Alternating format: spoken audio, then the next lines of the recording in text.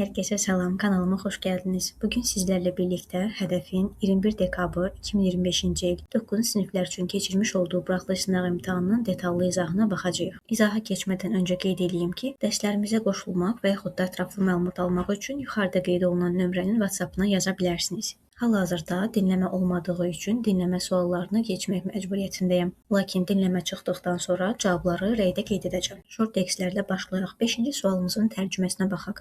Musiqi klubu bu ay yeni üzvlər qəbul edəcək. Görüşlər hər çərşənbə günü dərslərdən sonra keçirilir. Oxumağı və ya musiqi alətlərində çalmağı sevən şagirdlər qoşula bilərlər. Görüşlər çərşənbə günü keçirilir, həftə sonu keçirilmir. Yalnız müğənnilər yox, oxumağı, musiqi alətlərində ifa etməyi xoşlayan şagirdlər qoşula bilər.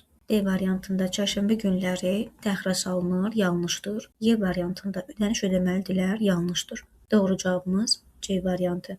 Bu ay yeni üzvlər qəbul olunacaq. 6-cı sualımızın tərcüməsinə baxaq.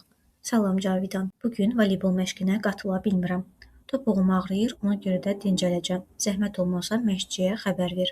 A variantı Cavidanın iştirak etməsi ilə bağlı deyil. C variantı cədvəlin dəyişməsi qeyd olunmur. D variantı məşqin ləğv edildiyi deyilmir. Y variantı isə yanlışdır. Əksinə Şeyla məşqçiyə xəbər verilməsini istəyir. Doğru cavabımız B variantı.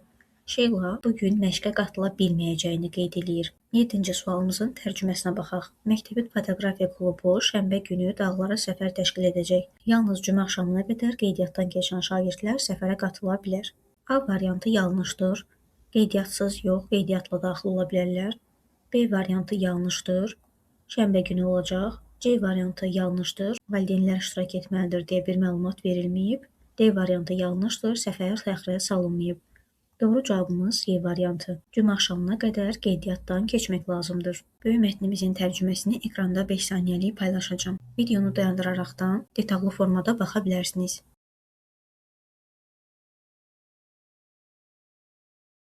8-ci sualımızda mətnin nə haqqında olduğu soruşulur. Mətn boyunca darçının nə olduğu, tarixi dəyəri, yeməklərdə və tibbdə istifadəsi və s. və axır bu şəkildə danışılır. Bu səbəbdən doğru cavabımız B variantı faydalı ədviyyat, yəni darçın. A variantı yanlışdır, çünki zərərli olduğu qeyd olunmayıb. C variantı yanlışdır. Qanda olan şəkərin levelini idarə etmək sadəcə bir hissədə qeyd olunub. D variantı təhlükəli qidalar yanlışdır. E variantı ənənəvi yeməklər əsas mövzumuz deyil. 9-cu sualımızda doğru olan variant istənilir. Doğru cavabımız Y variantı. Xoş, azca şirin qoxuya malik olduğu qeyd olunur. A variantı yanlışdır. Darçın yarpaqlardan yox, ağacın daxili qabığından hazırlanır. B variantı yanlışdır. Keçmişdə darçın nadir və bahalı idi, ucuz deyil idi. C variantı yanlışdır. Darçın qədim dövrlərdən etibarən istifadə olunur. Keçmişdə darçın qızıldan daha qiymətli sayılırdı, qızıl daha dəyərli deyil idi. 10-cu sualımızda verilmiş sualın cavabı tapılmalıdır. Darçın harada istifadə olunurdu?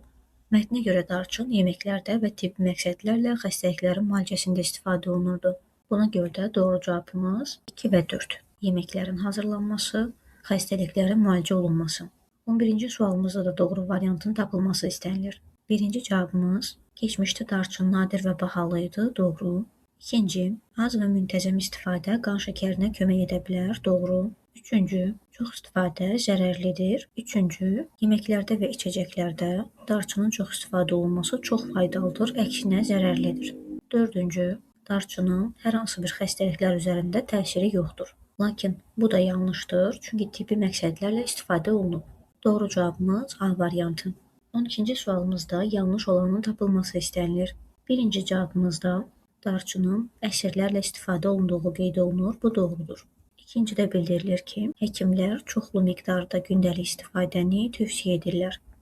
Bu yanlışdır. Çox miqdarda darçın müəyyən orqanlara zərər vura bilər. Bu da doğrudur. Dördüncü isə yanlışdır. Darçının qoxusu dəhşətlidir. Mətndə qeyd olunmuşdu ki, xoş, azca şirin qoxusu var. Ona görə bu da yanlış cavabımızdır. 13-cü sualımızda sifətlərin cərgəsi tələb olunur. Hər bir variantımızda isimləri çıxartsaq, doğru cavabımıza gələrik. Sağlamlıq, diqqət, güclülük, kəşf. Doğru cavabımız B variantı. Ciddi, qəmgin, kasıb, kobud. 14-cü sualımızda of, ol bizə üstünlük dərəcəsinin yazılmalı olduğunu göstərir. Feildən sonra gələn hissəmdə zərf yazılmalıdır. Bu səbəbdən də doğru cavabımız A variantı. When varsa əgər, bir tərəf digər tərəflə zaman uzlaşmasında olmalıdır. İndiki davam edici, keçmiş, keçmiş, indiki, keçmiş, indiki ola bilməz.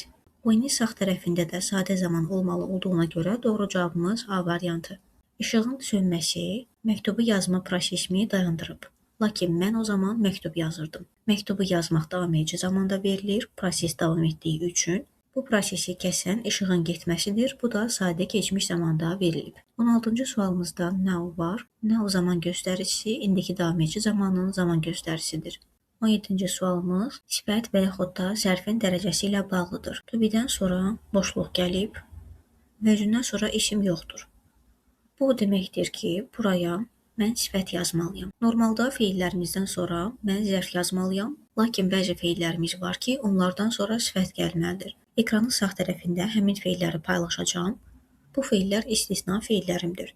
To be də onlara daxildir. Buna görə mən zərf yaza bilmərəm. Artiklına ehtiyac yoxdur, çünki özündən sonra isim gəlməyib. Zən olduğuna görə müqayisə dərəcəsi yazmalıyam. Ona görə də doğru cavabımız Y variantı. 18-ci sualımızda ego var. Ego keçmiş zamanın göstəricisidir. Doğru cavabımız C variantı. 19-cu sualımızda qaydasızların cərgəsi soruşulur. Hər bir variantdan qaydalını çıxardaq. Doğru cavabımız B variantı. 20-ci sualımızda ilk olaraqdan əmr cümləsi verilir, daha sonraki zamanı tapmaq tələb olunur. Əmr cümləsindən sonra gələn cümləmiz indiki davam edici zamanda olmalıdır. 21-ci sualımız tərcümədir. Bu evin dəyəri çoxlu puldur. Bu deməkdir ki, bu ev bahalıdır. 22-ci sualımızda yenə zaman uzlaşmasına diqqət yetirmək lazımdır. Didn't eat is keçmiş indiki ola bilməz. Were eating isn't yenə keçmiş indiki ola bilməz. Ate is keçmiş indiki ola bilməz. It wasn't keçmiş indiki ola bilməz. Doğru cavabımız D variantı. Didn't eat və wasn't hər ikisi də keçmiş zamandadır. Biz bu restoranda yemədik çünki təmiz deyildi. 23-cü sualımızda cümləmiz inkardadır. Bir cümlədə iki inkar ola bilmədiyi üçün no-nu çıxardıram. Eyni zamanda some və somebody də ola bilməz. Çünki some və onun törəmələri təsdiq cümlələrdə istifadə olunur. İki variant arasında qalıram. Törəmələrdən sonra isim gələ bilməz, lakin famous people mənim ismimdir. Buna görə də doğru cavabımız A variantı. 24-cü sualımızda eyni qaydadır, to be-dən sonra sifət gəlməlidir. Bu səbəbdən zərfləri çıxardıram. Very adi dərəcənin göstəricisidir, müqayisə dərəcəsini də çıxardıram. Digər hissəmizdə də hər hansı bir göstərici olmadığına görə adi dərəcəni yazıram. 25-ci sualımızda qeyd etmək lazımdır ki, to-dan sonra sifət gəlir, very-dən sonra sifət gəlir, lakin enough-da isə bu bir qədər fərqlidir. Enough-da sifət birinci, enough isə daha sonra gəlir. Bu səbəbdən də doğru cavabımız 1, çünki to-dan sonra sifət gəlib. Bir də doğru cavabımız 2, çünki sifətdən sonra enough gəlib. Lakin 3 və 4 yanlışdır. Very əvvəldə gəlməli idi, enough isə sifətdən sonra gəlməli idi. Videonu bəyəndinizsə, bəyən butonuna basmağı, kanala abunə olaraqdan şərh yazmağı unutmayın.